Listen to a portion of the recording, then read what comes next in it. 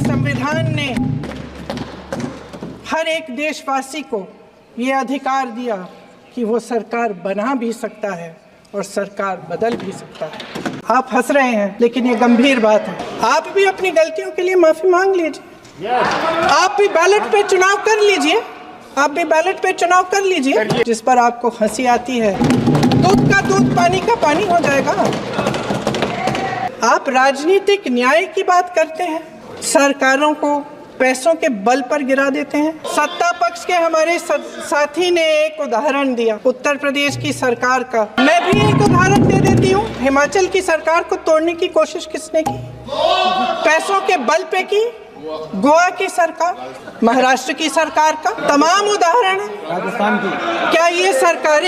क्या ये सरकारें जनता ने नहीं चुनी थी? आज जनता को सच बोलने से डराया जाता है, धमकाया जाता है। पत्रकार हो या विपक्ष का नेता हो, सबका मुंह बंद कराया जाता है।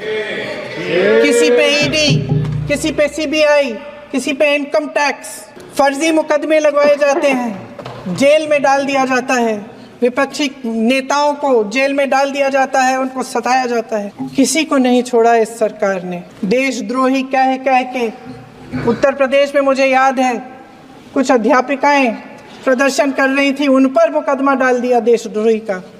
उन्हें देशद्रोही कह दिया। इन्होंने देश का पूरा माहौल भय से भर दिया है। इनकी मीडिया की मशीन झूठ फैलाती है, तरह तरह के आरोप लगाती है, और शायद वह भी भय में ही है। मैं इस सदन को याद दिलाना चाहती हूँ कि ऐसा डर का माहौल देश में अंग्रेजों के राज में था।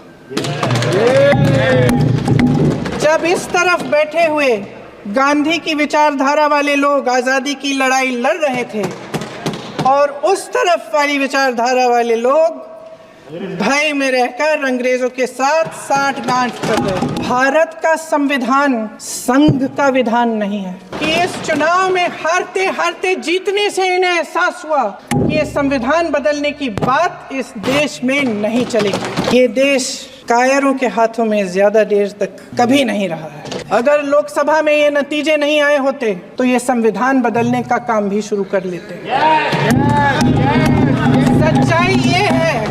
सच्चाई ये है अध्यक्ष महोदय कि आज संविधान बार बार इसलिए कह रहे हैं क्योंकि इस चुनाव में इनको पता चल गया कि इस देश की जनता ही इस संविधान को सुरक्षित रखेगी। इनकी गंभीरता का प्रमाण ये है कि जब चुनाव में पूरे विपक्ष ने जोरदार आवाज उठाई कि ये जाति जनगणना होनी चाहिए, तो इनका जवाब देखिए। इनका जवाब भैंस भाग भैंस चुरा लेंगे, मंगलसूत्र चुरा लेंगे। इनका ये जवाब था। ये गंभीरता है इनकी जाति जनगणना पर, जिसका नाम लेने से कभी कभी आप झिझकते हैं और कभी कभी उनका नाम धड़ाधड़ इस्तेमाल किया जाता है अपने आप को बचाने के लिए। उनका नाम पुस्तकों से मिटाया जा सकता है, उनका नाम भाषणों से मिटाया जा सकता है, लेकिन जो उनकी भूमिका रही इस देश की आज़ादी के लिए और इस देश के निर्माण के लिए, वो इस देश में से कभी मिटाया नहीं जा सकता। आज हिमाचल में देखिए, जितने भी कानून बने हैं वो सब बड़े बड़े उद्योगपतियों के लिए बन रहे हैं। हिमाचल में जो सेब उगता था, उसके जो छोटे छोटे किसान हैं वह रो रहे हैं क्योंकि एक व्यक्ति के लिए सब कुछ बदला जा रहा है। देश देख रहा है कि एक व्यक्ति को बचाने के लिए 142 करोड़ देश की जनता को नकारा जा रहा है। सारे बिजनेस, सारे संसाधन, सारी दौलत, सारे मौके एक ही व्यक्ति को सौंपे जा रहे हैं।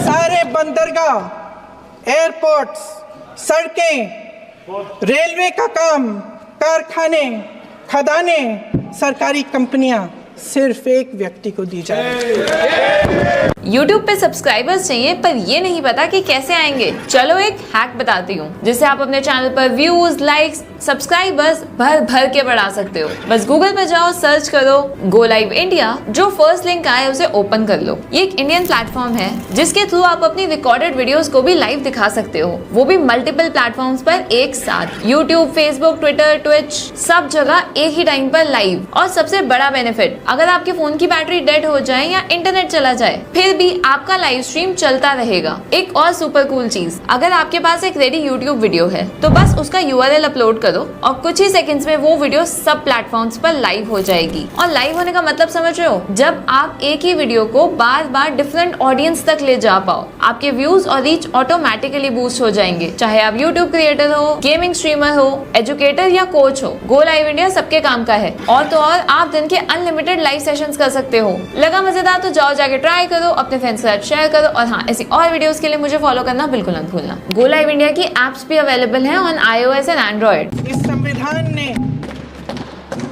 हर एक देशवासी को ये अधिकार दिया कि वो सरकार बना भी सकता है और सरकार बदल भी सकता है।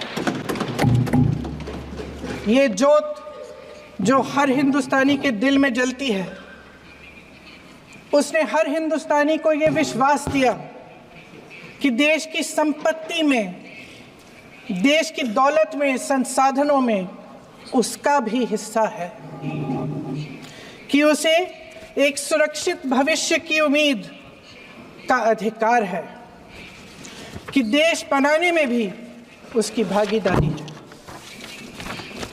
उम्मीद और आशा की ये जोत मैंने देश के कोने कोने में खुद देखी है। उन्नाव में मैं एक रेप पीड़िता के घर गई, उसे जलाकर मार डाला था। वो शायद 20-21 साल की होगी। हम सब के बच्चे हैं। हम सोच सकते हैं कि अगर हमारी बेटी के साथ बार बार बलात्कार हुआ और फिर जब वो अपनी लड़ाई लड़ने के लिए गई तो उसको जलाकर मार डाला गया होता तो हम पर क्या बीतती।